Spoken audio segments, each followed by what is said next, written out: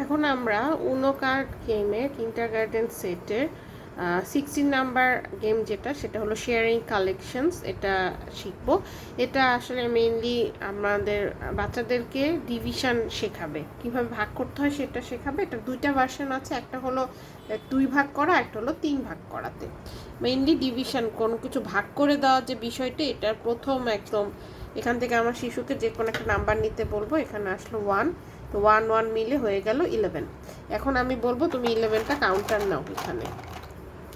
এখানে নিবে 1 2 3 4 5 6 7 8 9 10 11। 11টা কাউন্টার নিল।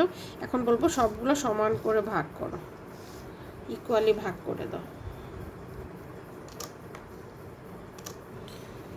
ইকুয়ালি ভাগ করার পরও দেখো যেটা একটা এক্সট্রা রয়ে গেছে, তাহলে কি 11 কি ইকুয়ালি ভাগ করা যায় কি যায় না?